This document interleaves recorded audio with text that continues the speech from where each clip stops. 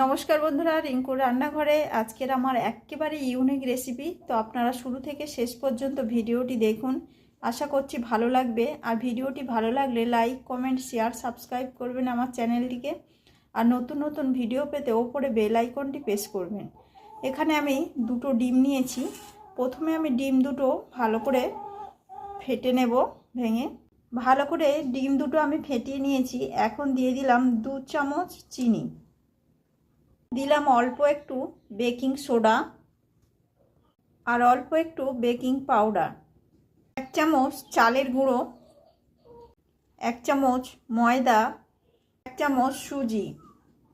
সব কিছুই উপকরণ আমার দেয়া হয়ে গিয়েছে। এখন আমি ভালো করে এটাকে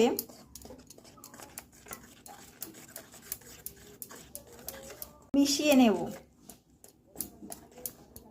মেশানোর পর দেখুন এই অবস্থায় এসছে। তো আমি এখানে আরও ময়দা দেব, দিয়ে অল্প অল্প করে ময়দা দিয়ে একটা ডো বানাবো। ডোটা যে আমি বানাবো ময়দা দিয়েই, কিন্তু এইবার আমি ডোটা বানাবো।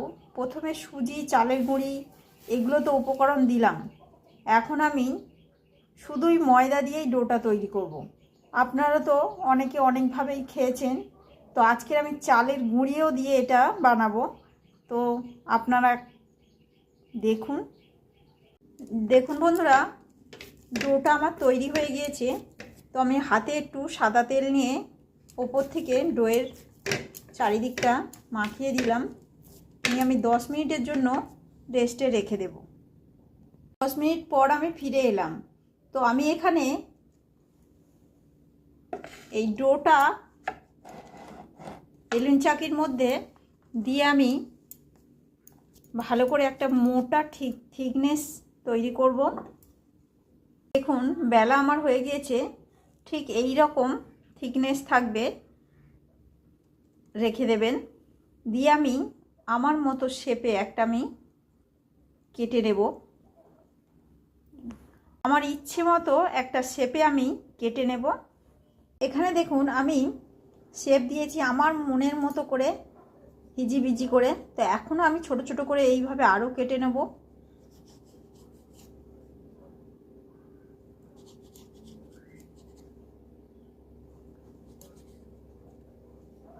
এইভাবে সবগুলোই আমি কেটে নেব।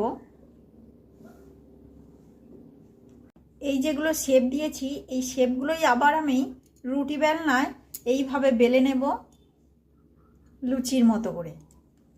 আমি কিছুটা বেলে নিয়েছি দেখুন। তো সবগুলোই আমি করছি না, গরম গরম খেলে তারপর ভালো লাগে। তো এখন আমি অল্প করে বানাচ্ছি, আমার বাড়ির লোক এখনো এসে পৌঁছায় না, ওই জন্য আপনাদের দেখাচ্ছি আমি অল্প করে। দেখুন এখন আমি তেলের মধ্যে এটা ভেজে নেব। তেল গরম হয়ে গিয়েছে, খুব গরম তেলে আপনারা ভাজবেন না।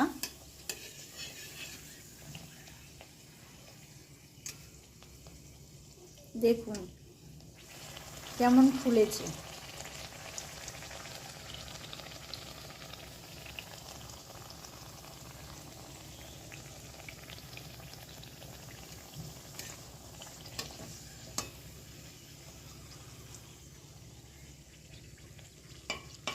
তো তুলে নেব আমি।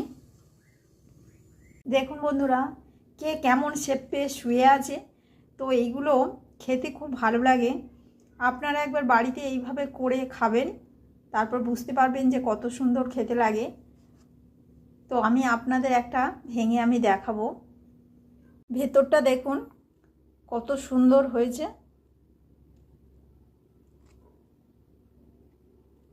আমরা এইভাবে গরম গরম চায়ের সঙ্গে খুব খাই এখানে গ্রামের দিকের মানুষরা।